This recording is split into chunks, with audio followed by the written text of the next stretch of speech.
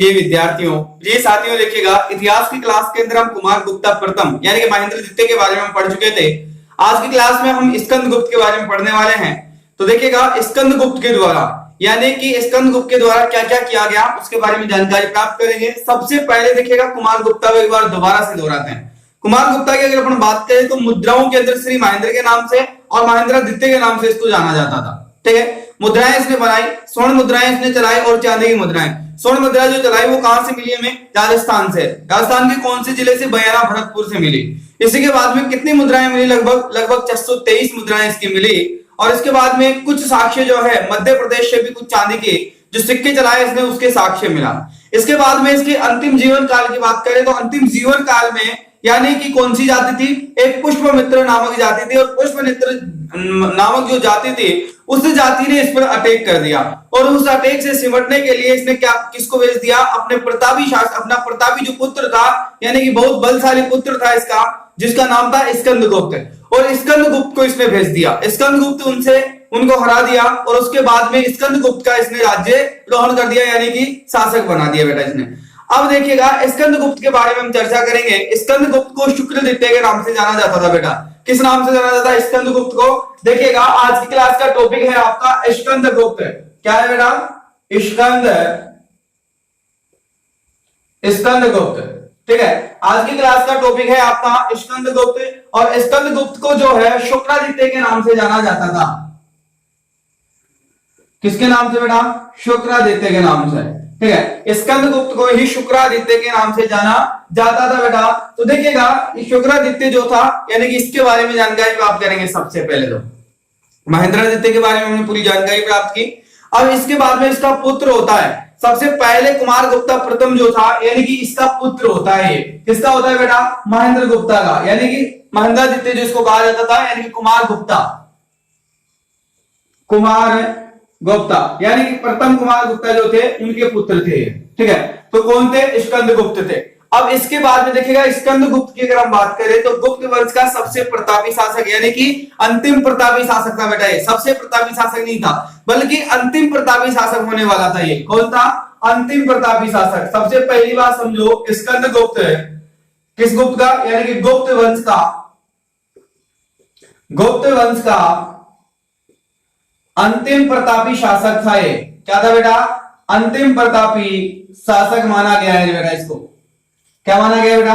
अंतिम प्रतापी शासक। ठीक है, यानी कि स्कंदगुप्त सबसे प्रतापी नहीं था बल्कि अंतिम प्रतापी शासक था। एग्जाम में सवाल उल्टा पूछ लिया जाता है कई बार आपको देखेंगे और आप लोग कुछ समय समझेंगे कि यहां पर एक शब्द लिखा होता है अंतिम, और एग्जाम में आप कभी पढ़ ही नहीं पाते हैं कि कोई किसके बारे में पूछ रहा है, क्योंकि एग्जाम में हमें बहुत जल्दी होती है। अपन क्या होते हैं यानी कि कभी कभार ऐसा सवाल देखते हैं जिसमें अपन सेल्फ कॉन्फिडेंस जो होता है उसको खो देते हैं बेटा यहाँ पर अक्सर।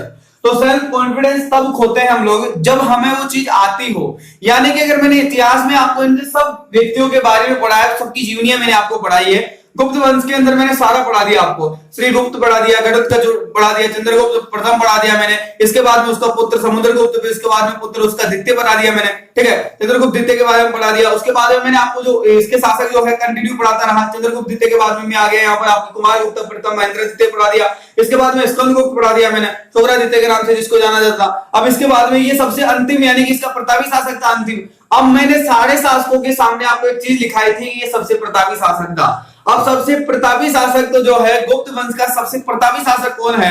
सबसे पहले तो आप लोग ये कमेंट करके बताएं मुझे सभी विद्यार्थी कि सबसे प्रतापी शासक कौन था गुप्त वंश का।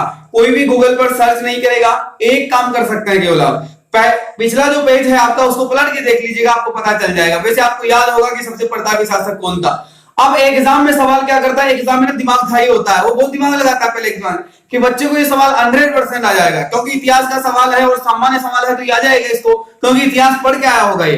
ठीक है, लेकिन क्या कर देता है वो सोचता है कि इसको कंफ्यूज कैसे कर सकता हूं मैं, इसका माइंड का टेस्ट कैसे ले सकता हूं, इसका पूरा ध्यान कॉपी में है, यानी इसका पूरा ध्यान सवाल को हल करने में है। तो आपको सवाल को हल करने के लिए प्रशिक्षण देता है आपका, और वो प्रशिक्षण जो लेता है उस समय वो क्या कर देता है बेटा, यहां पर जो है प्रथम नहीं लगाता है बल्कि अंतिम लगा देता है। और अंतिम प्रतापी शासक अब आप लोगों ने कभी सोचा भी नहीं होगा कि अंतिम प्रतापी शासक के बारे में पूछ रहा था। आपने यही पढ़ा था एग्जाम के अंदर कि सबसे प्रतापी शासक, गुप्त वंश का सबसे प्रतापी शासक कौन था, और फिर जैसे ही गेट से बाहर निकलते हैं तुरंत पता चलता है कोई दूसरे साथी के द्वारा, अरे यार एग्जामिनर सवाल देखो कहां से पूछा है, गुप्त अंतिम पूछ लिया इसने। जब आपका ध्यान उस पर जाता है तो फिर आप लोग बहुत पछताते हैं और कहते हैं मेरा पेपर खराब गया सर। अब वो खराब नहीं गया था बल्कि खराब हो गया बाहर आके, क्योंकि आपने वहां तो पढ़ा ही नहीं, वहां तो आप बहुत खुश थे। आपने सोचा कि यार चलो एक बात तो कोई बात नहीं है, 10 क्वेश्चन 20 क्वेश्चन ऐसे आते हैं जिनमें आपको सेल्फ कॉन्फिडेंस होता है और आप उसको खो देते हो कभी कभार। तो वो जो क्वेश्चनों पे सेल्फ कॉन्फिडेंस जो आप खोते हैं तो उस समय तो आप लोगों को बड़ा भरोसा होता है कि यार मैंने बहुत कुछ किया है, और वो बहुत कुछ करने के चक्कर में ही तो बहुत कुछ हो जाता है बेटा। तो इस चीज का ध्यान रखना आप जरूर। जो एग्जाम में जो प्रीलिम्स एग्जाम अभी देने जाएंगे उन विद्यार्थियों से मैं तो खास तौर पर अनुरोध करता हूं कि आप लोग चाहे सवाल कम अटेंड करके आए लेकिन आप बिल्कुल ध्यान से पेपर देकर आए, ठीक है। इस चीज का बिल्कुल विशेष ध्यान रखिएगा, ठीक है, क्योंकि यही सबसे बड़ी बात होती है प्रीलिम्स एग्जाम के अंदर, क्योंकि आप लोग ध्यान से एग्जाम नहीं देते कई बार। बाकी सारी रणनीतियां जो है, जैसे पेपर को खोलना है, कैसे सोल्व करना है, कैसे मैं समझाऊंगा, वो सारी चीजें मैं आपको आगे बताऊंगा। लेकिन फिर भी मैं आप लोगों से अनुरोध करता हूं कि जो प्रीलिम्स एग्जाम देने जाएंगे इस बार, वो बच्चे इस चीज का विशेष ध्यान रखें, अपना पूरा ध्यान केंद्रित करने की कोशिश करें पेपर के अंदर। चलिएगा आगे देखिएगा, कोहिम अभिलेख से यानी कि विदित होता है, इसके बारे में जानकारी जो प्राप्त होती है कोहिम लेख से प्राप्त होती है बेटा। कहां से होती है? कोहिम अभिलेख से प्राप्त होती है। कहां से होती है बेटा? कोहिम अभिलेख के द्वारा। और कोहिम अभिलेख जो है कहां से प्राप्त होता है? विदित से, विदित से प्राप्त होता है बेटा ये, ठीक है। इसी के बाद में देखिएगा इसके बारे में, यानी कि हूणों और गुप्त साम्राज्य पर आक्रमण, इस चीज के बारे में भी साक्ष्य कोहिम अभिलेख के अंदर ही मिलता है। हूणों का आक्रमण हो जाता है बेटा किसके ऊपर? गुप्त साम्राज्य के ऊपर। और ये गुप्त साम्राज्य के ऊपर हूणों का जो आक्रमण होता है इसकी जानकारी भी आपको किसी के अंदर मिलती है? कोहिम अभिलेख के द्वारा ही मिलती है। और कोहिम अभिलेख कहां पर मिला था? आपका विदिता में मिला था बेटा ये, ठीक है। अब इसके बाद में देखिएगा श्वेत हूण, यानी कि पूर्व हूण जिसको कहा जाता था। अब यहाँ पर हूण देखो, एक तरफ हूण है, एक तरफ यहाँ पर पूर्वी हूण है। पूर्वी हूणों को जो है क्या कहा जाता था बेटा? सफेद हूण कहा जाता था इनको, सफेद हूण। कौन से कहा जाता था बेटा? सफेद। सफेद हूणों की अगर बात करें तो सफेद ऊन किसे कहा जाता था बेटा? जो पूर्वी दिशा में राज किया करते थे, यानी कि पूर्व की ओर राज करते थे जिस प्रकार से इसके, ठीक है। तो उन लोगों को सफेद हूणों के नाम से भी जाना जाता था और इनको सफेद हूण भी कहा जाता था। किन हूणों की बात कर रहे हैं? जिन हूणों ने गुप्त साम्राज्य पर आक्रमण किया था, अटैक किया था, उन हूणों को सफेद हूणों के नाम से भी जाना जाता है इतिहास के अंदर, ठीक है। चलो आगे लिखिएगा, आगे लिखो बेटा आप लोग, जिन्होंने हिंदू कश पार करके गांधार प्रदेशों पर आक्रमण किया था। जिन्होंने हिंदू कोशी पार करके किस पर आक्रमण किया था बेटा? पार कर गांधार प्रदेश। और गांधार प्रदेशों में कौन शासन किया करते थे बेटा? गांधार प्रदेश में था आपका कौन सा साम्राज्य? गुप्त साम्राज्य। और गांधार प्रदेश पर क्या कर दिया बेटा इन्होंने? आक्रमण कर दिया रे। क्या कर दिया बेटा? आक्रमण कर दिया था इन्होंने, ठीक है। तो देखिएगा हिंदू कोश पार करके, यानी कि हिंदू कोश जो नदी है उसको पार करके, इस क्षेत्र को पार कर ये जो है गांधार प्रदेश में प्रवेश कर जाते हैं। और गांधार प्रदेश में आते ही इनके ऊपर, यानी कि स्कंदगुप्त उस समय वहां पर होता है शासक, और इसी के समय में यानी कि गुप्त वंश पर हूणों का आक्रमण होता है। एग्जाम में प्रीलिम्स में सवाल पूछा जा सकता है कि स्कंदगुप्त यानी कि किस, बहुत छोटा सा सवाल है लेकिन आंसर बहुत टफ पड़ेगा इसका आपका। यानी कि एग्जाम में सिर्फ आपसे पूछा जा सकता है कि गुप्त वंश का वो कौन सा शासक था जिसके समय सफेद हूणों ने आक्रमण किया था। ये एग्जाम में पहले भी सवाल पूछ लिया गया है लेकिन मुझे याद नहीं है एग्जैक्टली किस में पूछा गया था, लेकिन मैंने एक बार पढ़ा था इस सवाल को कि सफेद हूणों के द्वारा गुप्त वंश पर किस शासक के समय में आक्रमण किया गया था। अब ये बेटा ये आक्रमण किया गया था, मैंने इतिहास में आज पढ़ा है कि स्कंदगुप्त के समय में ये पढ़ा गया था, यानी कि स्कंदगुप्त के समय में आक्रमण यहाँ इसके ऊपर किया गया था। तो ये गुप्त साम्राज्य के ऊपर किया गया था। हिंदू कोश को पार कर ये लोग गांधार प्रदेश आ जाते हैं और जैसे ही गांधार प्रदेश में प्रवेश करते हैं तो आक्रमण कर देते हैं बेटा ये, है ना। इनको पूर्वी हूण भी कहते हैं, इनको सफेद हूण भी कहते थे और हूण वंश भी कहते थे। इनको ध्यान रखना, 3 नाम है इनके और तीनों नामों में कंफ्यूज मत हो देना। यानी कि सफेद हूणों का मतलब था पूर्वी हूण। पूर्वी हूण यानी कि पूर्वी दिशा में, यानी कि हिंदू कोश में जो हूण राजा राज करते थे उन लोगों को पूर्वी हूण यानी कि सफेद हूण कहा जाता था उनके, ठीक है। चलो आगे लिखेगा, आक्रमण किया तथा गुप्त साम्राज्य के कुछ भागों पर इन्होंने क्या कर लिया था बेटा, अधिकार भी कर लिया था।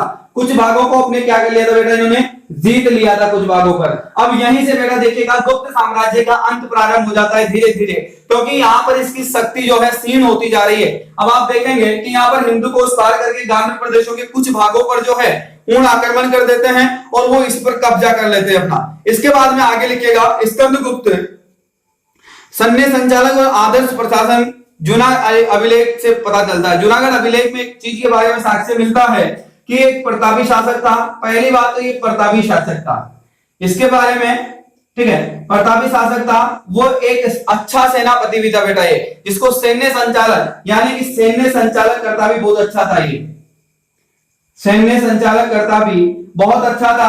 और ये इस चीज का जो अभिलेख, जो जानकारी जो हमें मिलती है वो जूनागढ़ अभिलेख से पता चलती है। किस अभिलेख से पता चलती है बेटा? जूनागढ़ अभिलेख से पता चलती है, जूनागढ़ अभिलेख से। एक बात ध्यान रखिएगा बेटा, मैंने आपको बहुत सारे अभिलेख लिखवाए हैं, लेकिन मैंने बार बार एक अभिलेख है जिसको मैंने बार बार इतिहास में दोहराया और इतिहास में मैंने पढ़ा है, और उस अभिलेख का नाम है जूनागढ़ अभिलेख। मैं आप लोगों से एक आग्रह करूंगा कि जूनागढ़ अभिलेख के बारे में जितना मैंने अब तक आपको पढ़ाया है उन सबको आप एक तरफ करिएगा, एक पेज लीजिए ऐसा, और ऐसा पेज लेकर, एक पेज लेकर उस पर क्या करिएगा, इधर ऊपर जो है आप जूनागढ़ अभिलेख लिख दीजिएगा। और उसके बाद में जो है जितने भी चीजें मैंने जूनागढ़ अभिलेख के बारे में आपको लिखवाया है, यानी कि जिस प्रकार से कहीं से, यानी कि कौन से मंत्र का साक्ष्य मिलता है, कौन से राजा का साक्ष्य मिलता है, कितना अनाज वहां पर किसका साक्ष्य मिला है, ये सारे जो जूनागढ़ अभिलेख है इसके बारे में आप डिटेल लिखेंगे एक पेज के अंदर पूरी, ठीक है। क्या क्या चीजें यहां से मिली थी, है ना, कौन कौन से शासनकाल के समय में मिली थी। एक तरफ आपको शासनकाल लिखना है और एक तरफ आपको समय अवधि लिख देनी है, अगर आपको पता है तो, क्योंकि मैंने इतिहास में आपको जो भी जूनागढ़ अभिलेख के बारे में पढ़ाया है वो आपको लिखना है, 100% लिखना है, क्योंकि एग्जाम में जूनागढ़ अभिलेख से हमेशा सवाल पूछा गया है। और जूनागढ़ अभिलेख आपको देखिएगा, मैं मध्यकालीन भारत का इतिहास तक पढ़ाऊंगा तब तक भी आपके चलता रहेगा ये, ठीक है। तो जूनागढ़ अभिलेख को विशेष ध्यान में रखिए आप लोग, ताकि मैं इसलिए कह रहा हूं क्योंकि आप एक अलग पेज में नोट्स इसलिए बनाए इसके, क्योंकि आप जब भी जो है एग्जाम देने जाएंगे तो एक बार इससे पहले, एक महीने पहले जब आपको छुट्टी दी जाएगी तो उससे पहले आप लोग इसका रिवीजन करके जाएं, क्योंकि हो सकता है कि अगर आपको एक अभिलेख यानी कि 10 अभिलेखों में, यानी कि 10 जगहों पर या फिर 10 राजाओं के नाम लिखने पर या 10 साक्ष्यों के रूप में अभिलेखों को लिख लेते हैं, तो हो सकता है एग्जाम में आपको 2 सवाल मिल जाएं और आप एक बहुत बड़ा बेनिफिट उठा लें उनका। तो बेनिफिट उठाना आपके हाथ की बात होती है। ये सारी चीजें मतलब सब लोगों से अग्रिम श्रेणी में रखने के लिए आप लोगों का काम है, बाकी आप लोग जाने और आपका काम। लेकिन मैं तो इतना कह सकता हूं कि आप लोग इतना सा काम करें कि जो भी चीज आपको ऐसी लगे कि इतिहास में इसको बार बार दोहराया जा रहा है, तो बार बार दोहराया जा रहा है, तो एग्जामिनर कंफ्यूज करने के लिए 100% सवाल बनाएगा। तो इन चीजों का विशेष ध्यान रखते हुए आप लोग अलग से इसके नोट्स बनाएं, और जिस चीज के बारे में बार बार जिक्र किया जा रहा है उस चीज को अलग बनाएं। जूनागढ़ अभिलेख में बहुत समय से पढ़ा रहा हूं आप लोगों को और बहुत बार पढ़ाया है मैंने इसको, तो इस चीज का ध्यान रखिएगा। जूनागढ़ अभिलेख के बारे में आप विशेष लिखिएगा, ठीक है। चलिएगा आगे लिखिएगा बेटा, सौराष्ट्र प्रांत से पूर्णदत्त को अपना राज्यपाल नियुक्त कर देता है। ये क्या करता है, क्योंकि इसका अंतिम समय आ रहा था, तो देखो इसने क्या कर दिया, सौराष्ट्र से, यानी कि सौराष्ट्र जो था वहां से अपना एक राज्यपाल जो है, यानी कि सौराष्ट्र प्रांत का अपना राज्यपाल घोषित करता है। और राज्यपाल किसको बना देता है, ये पूर्णदत्त को बना देता है, राज्यपाल बना देता है बेटा। क्या बनाता है, राज्यपाल। और किसको बनाया, पूर्णदत्त को इसको राज्यपाल बना दिया इसने। पूर्णदत्त को क्या बना दिया इसने, राज्यपाल बना दिया बेटा, ठीक है। कौन सी प्रांत का, सौराष्ट्र प्रांत का बनाया था। एक बार दोबारा से रिवीजन करिएगा, आइए इसको समझिएगा थोड़ा सा, आपका पूरा ध्यान केंद्रित कीजिएगा इधर बोर्ड की तरफ और एक बार समझो। देखो, गुप्त वंश का सबसे प्रतापी शासक नहीं, गुप्त वंश का सबसे अंतिम प्रतापी शासक, और उसका नाम था स्कंदगुप्त। क्या नाम था बेटा, स्कंदगुप्त। स्कंदगुप्त किसका पुत्र था बेटा, कुमारगुप्ता प्रथम का पुत्र था। कुमारगुप्ता प्रथम ने कौन सी उपाधि धारण कर रखी थी, महेंद्रादित्य की, श्री महेंद्रा। इसके बाद में एक चीज समझो, स्कंदगुप्त ने कौन सी उपाधि धारण कर ली थी, शुक्रादित्य के नाम से। इसके बाद में देखिएगा, इसके बारे में जानकारी कहां से मिलती है हमें, कोहिम अभिलेख से मिलती है। और कोहिम अभिलेख कहां लिखा गया था, ये विदिता के अंदर लिखा गया था, ये विदिता से प्राप्त होता है। इसके बाद में देखिएगा, इस समय काल में स्कंदगुप्त के समय हूणों के द्वारा आक्रमण किया जाता है।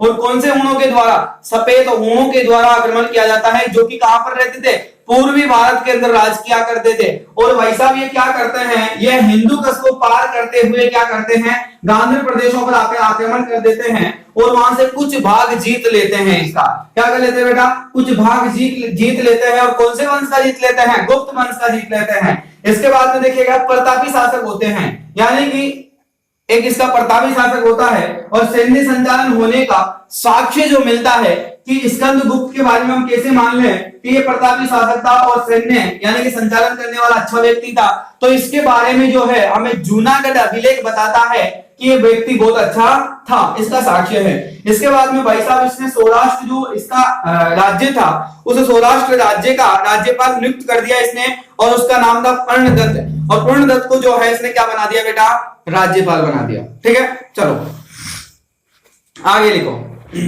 गिरिनार की प्रशासन चक्रपालिता द्वारा सुदर्शन झील बांध का निर्माण करवाया गया था। किसके द्वारा बेटा,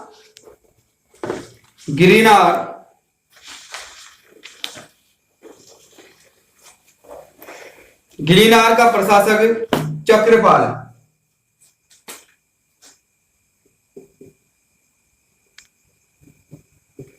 गिरिनार का शासक था जिसका नाम था चक्रपाल। और चक्रपाल के द्वारा क्या करवाया गया था बेटा, चक्रपालिता बेटा, चक्रपालिता पाल नहीं है, चक्रपालित के नाम से इसको जाना जाता था। चक्रपालित द्वारा सुदर्शन झील का निर्माण करवाया गया था। किस झील का निर्माण करवाया गया बेटा, सुदर्शन झील का निर्माण करवाया गया था। ध्यान रखिएगा, देखिएगा गिरिनार शासक था, इसका नाम था चक्रपालित, और सुदर्शन झील का निर्माण करवाया गया था इसके द्वारा। तो देखिएगा, और बांध का निर्माण भी करवाया था इसने। ठीक है, किसका निर्माण करवाया था, बांध का निर्माण। इसके बाद में देखिएगा स्कंदगुप्त ने जो है चीन के साथ में मित्रतापूर्ण व्यवहार किया। स्कंदगुप्त का जो है चीन के साथ में, किसके साथ में, स्कंदगुप्त के चीन के साथ में मित्रतापूर्ण व्यवहार था इसका। क्या था बेटा, यानी कि चीन के लोगों से इसका मित्रतापूर्ण व्यवहार था और बहुत अच्छे से मित्रता कर रखी थी इसने। तथा 464 ईस्वी में एक राजदूत को चीन के संग देखो 464 में लिखते रहिएगा आप लोग। 464 ईस्वी में चीन के अंदर एक राजदूत नियुक्त करता है, एक राजदूत को चीन के सांगा सम्राट के दरबार में भेजता है। सांगा सम्राट के दरबार में भेजता है। एक चीज समझना बेटा, यहां पर इधर देखो, 464 ईस्वी में चीन के अंदर राजदूत एक सांगा सम्राट था जिसके समय काल में भेजा जाता है। अब एग्जाम में आपको एक सवाल पूछेगा, अब एग्जाम में आप एक चीज कंफ्यूज हो जाएंगे। यहां पर ये सागा है, ठीक है, और सागा की अगर हम बात करें तो ये सागा जो सम्राट था ये चीन का सम्राट था बेटा। लेकिन उस समय की अगर हम बात करें तो देखिएगा स्कंदगुप्त के समय काल की बात कर रहे हैं अपन। तो देखो यहां पर अगर पूछा जाए कि 466 ईस्वी में चीन के अंदर राजदूत किसके द्वारा भेजा गया था, तो वो स्कंदगुप्त के द्वारा भेजा गया था। आपसे एग्जाम में सवाल पूछा जा सकता है कि शुंग सम्राट के दरबार में राजदूत किसके द्वारा भेजा गया था, बताओ। तो स्कंदगुप्त के द्वारा भेजा गया था ये, क्योंकि इस बात का विशेष ध्यान रखिएगा, क्योंकि ये जो शासक है इसका नाम हिंदू शासकों से मिलता जुलता है। और हिंदू शासकों के अंदर भी जो है, यानी कि कौन सा राजपूत शासन काल जब आता है तो वो राजपूत शासक जो थे उनसे मिलता जुलता है। तो आप लोग कंफ्यूज मत हो जाइएगा कि ये चीन का व्यक्ति तो हो ही नहीं सकता है। एक चीज ध्यान रखना, सागा सम्राट जो दरबार था ये आपका चीन में ही था, और इस चीन का शासक था, इसके दरबार में स्कंदगुप्त के द्वारा राजदूत भेजा गया था। इन दोनों की आपसी मित्रता बहुत अच्छी थी स्कंदगुप्त की। ठीक है, चलिएगा आगे लिखो बेटा स्कंदगुप्त के बारे में। हनी सिंह ने नालंदा विश्वविद्यालय, हनी सिंह ने नालंदा विश्वविद्यालय नालंदा विश्वविद्यालय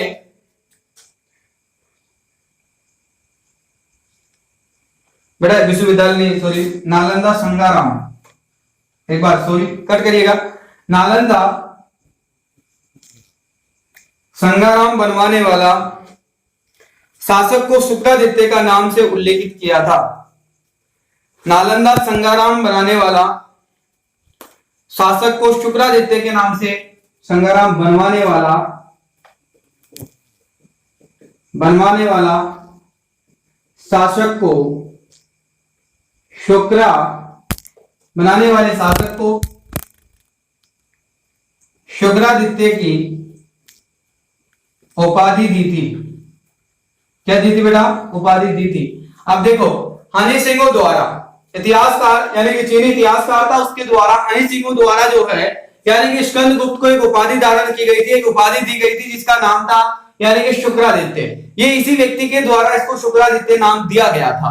ठीक है, ये पहले नहीं था बल्कि इसको उपाधि मिली थी हनी सिंह ने नालंदा संग्राम का निर्माण करवाने पर। नालंदा संग्राम का जो संग्राम जो है उसका निर्माण करवाने के बाद में इसने उपाधि दी इसको, और शुक्रादित्य के नाम से इसको उपाधि धारण कर ली। ठीक है, इसके बाद में देखिएगा, स्कंदगुप्त द्वारा नालंदा संग्राम की सहायता देने के लिए प्रमाण भी मिलता है। नालंदा संग्राम की स्थापना करवाने के लिए या करने के लिए स्कंदगुप्त के द्वारा सहायता देने का साक्ष्य भी मिलता है, जो कि हनी सिंह के इतिहास में, हनी सिंह के द्वारा वर्णित इतिहास में मिलता है, जो कि हनी सिंह के द्वारा वर्णित इतिहास में मिलता है बेटा। ठीक है, चलिएगा अब देखिएगा, अगली क्लास में आप लोगों से मिलेंगे, और अगली क्लास में देखिएगा, अब ये सबसे प्रतापी शासक था, इसका अंतिम, और इसके बाद में इसके पुत्र होते हैं, और इसके पुत्र होते हैं बहुत सारे, पिलु गुप्ता होते हैं, कुमार गुप्ता द्वितीय आते हैं, बुद्ध गुप्ता आते हैं, और ये सब लगभग जो है ऐसे ही आते हैं। नरसिंह गुप्ता आते हैं, भारत नृत्य के नाम से जानते हैं, भानु गुप्ता आते हैं। ये सारे गुप्ता जो आएंगे अब कोई मतलब वाले शासक नहीं है, लेकिन फिर भी इनके बारे में एग्जाम में पूछा जा सकता है, तो आप लोगों को मैं पढ़ाऊंगा। अगली क्लास में इन सबको समाप्त करेंगे, शायद लगभग हो सकता है समाप्त कर दें, और ना भी हो तो भी कोई दिक्कत नहीं, अगली क्लास में फिर समाप्त कर लेंगे। ठीक है, तो आप लोगों से मैं आग्रह करता हूं कि इस क्लास को यही स्टॉप करें, और आप लोगों से अनुमति चाहूंगा, अगली क्लास में फिर आप लोगों से मिलेंगे, और आप लोग अच्छे से अपने नोट्स बनाते चले, अच्छे से पढ़ते चले। बेटा एग्जाम क्लियर करना कोई ज्यादा कठिन बात नहीं है, बल्कि एग्जाम के लिए तैयार होना बहुत मुश्किल बात है। एग्जाम से तैयार होने का मतलब है कि मैं कई बार आप लोगों से कहता रहता हूं कि रास्ता मत भटक जाइएगा। और सबसे बड़ी चीज मैं दुनिया में एक बताता हूं आपको, यूट्यूब। ये यूट्यूब आप लोगों को बर्बाद करके रख देगा, आपकी जिंदगी बर्बाद कर देगा, हकीकत बता रहा हूं मैं आपको। क्योंकि यूट्यूब जो है आपकी लाइफ बर्बाद करने के अलावा कुछ काम नहीं कर रहा है, क्योंकि ये आपको भ्रमित कर देता है। जिस प्लेटफॉर्म के लिए आप जाते हैं उस प्लेटफॉर्म पर आपको पहुंचाता नहीं है। आप कोई भी टॉपिक डाल के देखिएगा, आपको हजारों इंफॉर्मेशन मिलेगी, जिसमें से लगभग आपको 500 ऐसी इंफॉर्मेशन होगी जो कि रॉन्ग होगी, गलत मिलेगी। आज की दुनिया में सच्चाई का जमाना नहीं है बेटा। कोई भी व्यक्ति आपको निःशुल्क नहीं पढ़ाएगा। आप ये सोच रहे हो कहीं यूट्यूब पर अपना करियर बर्बाद मत कर लेना, कहीं विद्यार्थी ने कर चुके हैं, और आप लोगों से मैं फिर आग्रह कर रहा हूं, यूट्यूब पर अपना समय मत व्यतीत करिएगा। ये बहुत गंदी चीज है बेटा। आज की दुनिया में कितना भी बड़ा प्लेटफॉर्म हो, कितना भी छोटा प्लेटफॉर्म हो, कोई भी चीज क्रमबद्ध तरीके से और निःशुल्क अगर किसी को अवेलेबल करवा दें तो ये बड़ी बड़ी कोचिंग संस्थान कैसे चलेगी बेटा, आप ये सोचो कम से कम। तो इनका खर्चा कौन उठाएगा? तो आप लोग इसके प्रति थोड़ा सा रुझान कम करिएगा, मैं तो आप लोगों से अनुरोध करूंगा। बाकी फिर आप लोगों की इच्छा है कि आप अपना समय कहां पर खराब करते हैं। मैंने आज आपको एक शासक के बारे में मैंने एक क्वेश्चन दिया था आपको, और सभी विद्यार्थी उसे सोल्व करेंगे और सभी विद्यार्थी उसका आंसर देके जाएंगे। श्री गुप्त वंश का सबसे प्रतापी शासक कौन था? और फिर अगली क्लास में आप लोगों से मिलेंगे। तब तक के लिए जय हिंद, जय भारत। मिलते हैं अगली क्लास में। Thank you.